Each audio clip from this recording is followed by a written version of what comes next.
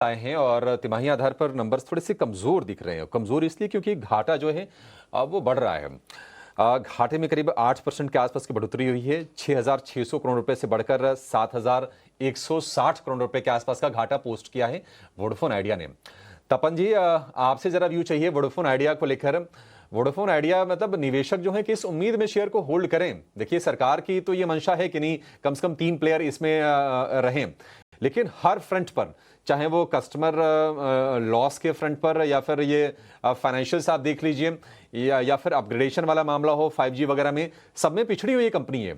तो आपके लिए आपके हिसाब से क्या ट्रिगर बनेगा? कोई क्यों होल्ड करे इसको?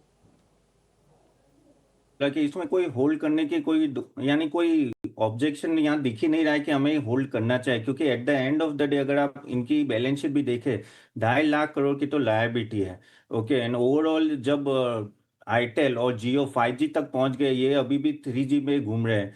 एंड ओवरऑल अगर आप देखो तो जब भी बात करें तो गवर्नमेंट के पास जा रहे हैं कि भाई आप हमें बचा लो।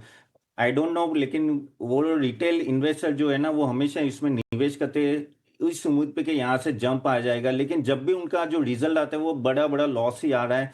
सो कोई दो राय नहीं है कि इसमें होल्ड करना नहीं चाहिए। यहाँ से निकल के कहीं अच्छे शहर में, अगर आप वोडाफोन का अगर 5 साल का इतिहास देखो, क्या रिटर्न दिया है, चलो 3 साल का तो 0% रिटर्न, जबकि भारतीय एयरलाइन 33% CAGR रिटर्न दिया है। तो आई डोंट नो व्हाई, लेकिन रिटेल इन्वेस्टर को ये बहुत अच्छा शेयर लगता है, लेकिन यहाँ होल्ड करना जरूरी नहीं है। आई थिंक किसी को अच्छे शेयर में जाना चाहिए। यही जवाब चाहिए भी था।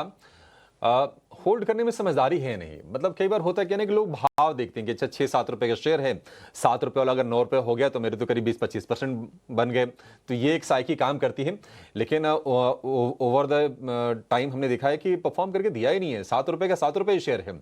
सरकार ने जो भी ड्यूज थे AGR के इंटरेस्ट और जुर्माने को लेकर उसको कन्वर्ट किया इक्विटी में, लेकिन क्या हुआ? कुछ नहीं हुआ। शेयर तो वहीं पर खड़ा है। तो आप इससे निकल जाइए, किसी बेहतर कंपनी में जाइए। भारतीय एयरटेल का नाम लिया है तपन जी ने, आपके लिए एक बेहतर विकल्प हो सकता है। लेकिन कुछ और खबरें भी आई हैं नतीजों के अलावा, जरा उन पर फोकस करते हैं और समझते हैं कि आपकी नजर और कहां होनी चाहिए आज के सत्र में।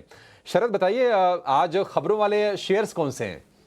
अभिषेक, ऑटो सेल्स पे नज़र ज़रूर रखिएगा। दो इंपॉर्टेंट ट्रेंड्स है। एक आपका टू व्हीलर और जो फार्म इक्विपमेंट वाला सेगमेंट है वो बहुत अच्छा परफॉर्मेंस किया है। मॉनसून है फंडामेंटली, लेकिन डायरेक्टर साहब वो प्लेट एक बार दिखा दीजिए तो आपको समझ में आ जाएगा कि कौन से कंपनी ने अच्छे परफॉर्म किए मई में, कौन से ख़राब किए। टाटा मोटर्स जो है नेगेटिव रिएक्शन स्टॉक में भी देखने मिल सकता है। दोनों ही सेगमेंट में परफॉर्मेंस ख़राब आई है।